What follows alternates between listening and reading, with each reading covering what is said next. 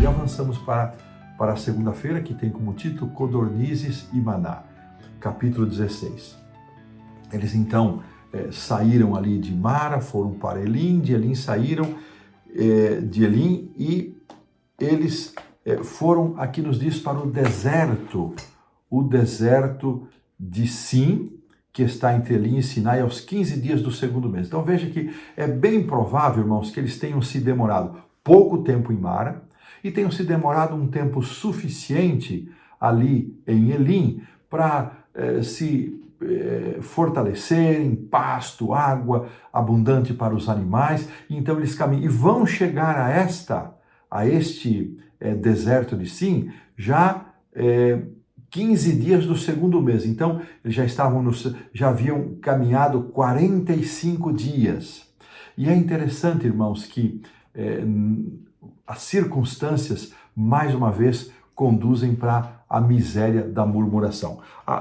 Os versos que aparece isso estão aí no verso, já vimos ali no capítulo 15, versículo 24, e agora no 16, verso 2, no 16, verso 7, duas vezes no 16, verso 8, mais duas vezes depois no verso 9 e no verso 12. Só no capítulo 16, 7 vezes aparecem substantivos e verbos relacionados à murmuração. E, lamentavelmente, se tornou um estilo de vida. Irmãos, que a murmuração não faça parte do nosso estilo de vida. E é muito interessante, irmãos, que Deus conduz o povo, e era Deus que estava na direção, que estava na condução do povo, e eles, então, vão murmurar contra Deus. E, novamente, aquele complexo, olha o verso 3, vou pedir para a produção colocar aí. Disseram-lhe os filhos de Israel, 16:3, quem nos dera tivéssemos morrido pela mão do Senhor na terra do Egito, quando estávamos sentados junto às panelas de carne e comíamos pão a fartar, pois nos trouxestes a esse deserto para matardes de fome toda esta multidão. Uma compreensão que eu não havia tido, meus irmãos, é que, na verdade, até esse momento eles não haviam passado privação de alimento.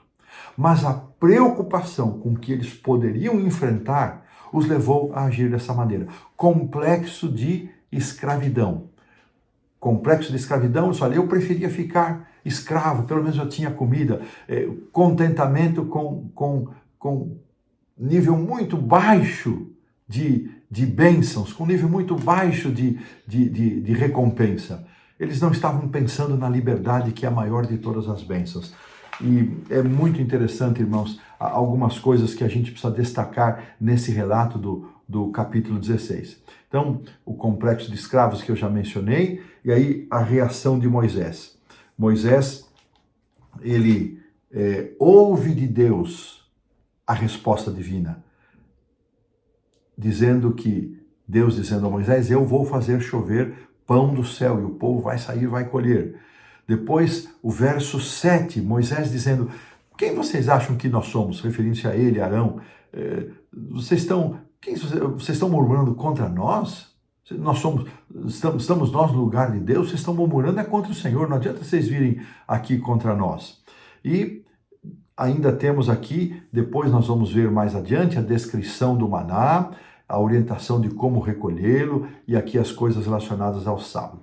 E a lição nos lembra, irmãos, que muitas coisas relacionadas à tentação envolvem comida. Lembra-se aqui do Éden, a tentação de Jesus,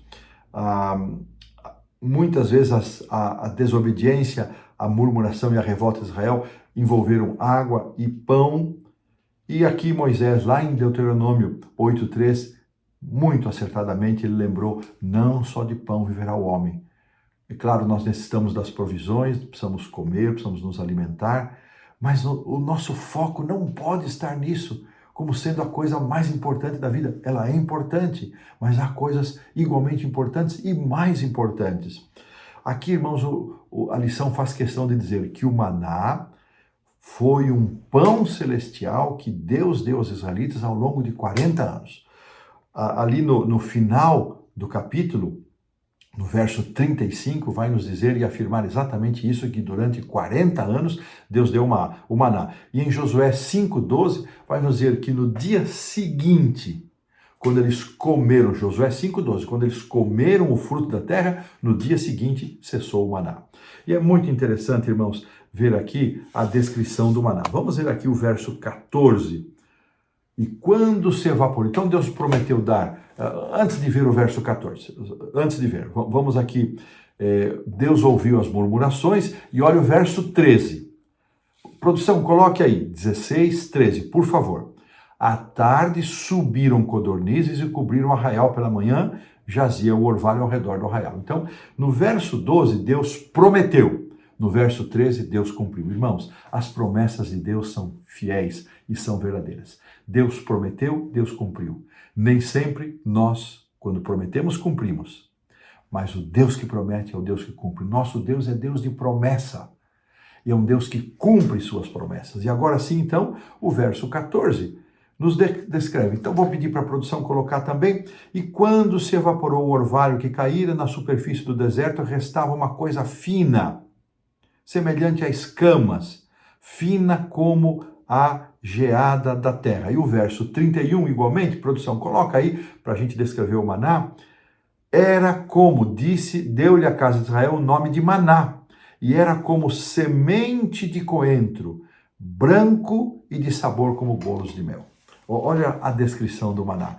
E essa foi grande parte da alimentação que eles tiveram. Não foi só isso, mas grande parte. Interessante que o povo pediu carne, Deus deu as codornizes e não fez muitos comentários a respeito disso.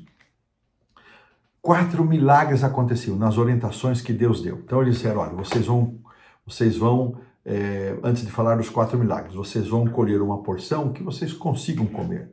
Aí Deus sugeriu, olha, utilizem para isso uma medida. E essa medida era 1 gomer por cabeça. Há uma variação aí na interpretação, uns acham que o gomer tem 2 litros, outros acham que tem 3 litros, mas era uma porção que seria suficiente para alimentar uma pessoa. E Deus disse, recolham o suficiente para alimentar uma pessoa. Não deixem sobrar nada para o dia seguinte, porque ele vai estragar, vai dar bichos, vai cheirar mal. Mas no sábado vocês vão recolher, na sexta-feira, no 6º dia, vocês vão recolher pão o suficiente para 2 dias. Então, duas porções, aqui usando a medida do gomer. Podia ser, como já mencionamos, uma variação, mas eram 2 porções. E Deus disse, olha, no 6º dia, vocês vão colher o pão em dobro. Vão usar a porção para o 6º dia e vão guardar para o 7º dia. E no 7º dia, não vai estragar, não vai dar bichos, não vai cheirar mal. Irmãos, com esse gesto da provisão divina, Deus também estava começando a ensinar sobre o sábado. E aqui, irmãos, é muito interessante que pela primeira vez o sábado é mencionado no livro do Êxodo. No livro de Êxodo, perdão. Pela primeira vez é mencionado aqui o sábado, e Deus começa a ensinar, a educar o povo com respeito à guarda do sábado, algo que possivelmente, com quase toda certeza, eles tinham perdido no tempo da escravidão, quando eram forçados a trabalhar. E aqui, irmãos, olha a sequência interessante que vai aparecer aqui. No verso 25, Deus vai ordenar que eles deveriam comer o maná no sábado. E antes, no dia 23, olha, se você quiser cozer, você vai cozer. Se você quiser fazer em água, você vai fazer em água. Se você, enfim, faça do jeito, se você quiser assar, você vai fazer do jeito que você quiser. Veja, irmãos, que Deus deu uma orientação para que eles pudessem comer. Isso tem a ver também com alegria, com satisfação. O sábado devia ser um dia de alegria. E Deus então diz o seguinte, olha as instruções agora, as primeiras coisas em relação ao sábado. 6 dias o colherás, mas o 7º dia, o sábado. Então aqui Deus identifica que o sábado não era qualquer dia, era o 7º dia. Eles colheriam por 6 dias. Por 6 dias Deus daria o pão. E no 7º dia Deus daria o sustento. Quando eles comessem o maná, colhido em dobro e deixasse a sobra para o sábado, eles iriam se lembrar que aquela sobra do sexto dia para o sétimo dia, para o sábado, que não cheirou mal, que não estragou, que não havia bichos, era a provisão de Deus, era um símbolo do poder e do cuidado de Deus. E aqui, irmãos, no verso 29, vou pedir para a produção colocar também. 16, 29. Considerai, pois, que o Senhor vos deu o sábado. Por isso ele no sexto dia vos dá pão para 2 dias e cada um fique onde está, não saia do seu lugar. Verso 30. Assim descansou o povo no sétimo dia. Veja que Deus, como ele junta ideias importantíssimas sobre o sábado. Sábado é um dia de alegria. Vocês vão comer, preparem do jeito que vocês quiserem, mas comam, desfrutem. Lembre-se que Deus é que deu esse pão, deu para 2 dias. Deus é o provedor, Deus é aquele que supre as suas necessidades. Vocês vão descansar nesse dia. É o sétimo, não é qualquer dia. Então, irmãos, muitas lições preciosas aqui para o povo de Israel. E no verso 32, irmãos, aqui nos é dito que foi orientado, e Moisés deu essa orientação a Arão, para que ele enchesse num vaso, pusesse um gomer do maná. E este gomer que acompanhou Israel, e depois, de acordo com Hebreus, capítulo 9, versículo 4, ele esteve também dentro da arca, junto com as tábuas, junto com a vara de Arão que floresceu, estava lá a porção do maná para lembrar que Deus é quem havia tirado eles do cativeiro do Egito e os levado para a terra da promessa. Quanta coisa linda, quanta coisa maravilhosa que nós vemos aqui. E, irmãos, interessante que quando aparece a palavra sábado, ali aparece o Shabá, no verso 23, e quando aparece amanhã é repouso, é o santo sábado do Senhor. Amanhã é repouso, esse repouso é Shabaton. O santo sábado é o Shabá, o Sabaton, o descanso, o Shabá, o sábado. Deus estava dando esta orientação e esse é um sinal perpétuo. Irmãos, como temos nos conduzido em relação à guarda do sábado? Este é um sinal que identifica o povo de Deus nestes dias e será muito mais ainda intensificado à medida em que nós caminhamos para os tempos finais e terá um viés escatológico porque haverá uma ordem, um mandamento para que esse dia seja mudado, a adoração deste dia seja mudada para um falso sábado. Só aqueles que permanecerem fiéis na guarda do sábado hoje, de pôr do sol da sexta-feira ao pôr do sol do sábado, é que poderão permanecer fiéis quando esta aprovação final chegar. Irmãos, e da mesma forma como saíram ali alguns israelitas para ver se tinha maná no sábado, é possível que alguns de nós deem as suas escapadas aí no sábado. E quem de nós é perfeito, irmãos, para dizer, não, eu sou irrepreensível no sábado. Vez por outra, nós também, involuntariamente, pecamos, caímos. Mas esse grupo que saiu, eles saíram como rebeldia. Meu irmão, não seja rebelde. Se você tropeçar acidentalmente, perder um horário de pôr do sol, ou fizer alguma coisa que tire você da consagração do sábado, reconheça, peça perdão a Deus, renove seu compromisso, mas não seja rebelde. Se você está sendo rebelde, pisando no sábado intencionalmente, que esta palavra, esta mensagem possa alcançar o seu coração. E pela graça do Senhor Jesus Cristo, você reconheça o seu pecado, reconheça o seu erro, reconsagre-se a Deus, renove o seu compromisso com Deus para uma guarda fiel do sábado, porque Deus deseja fazer por nós muito mais do que Ele fez pelo seu povo de Israel, nos abençoar, nos proteger, e o sábado é essa identificação, é esse sinal.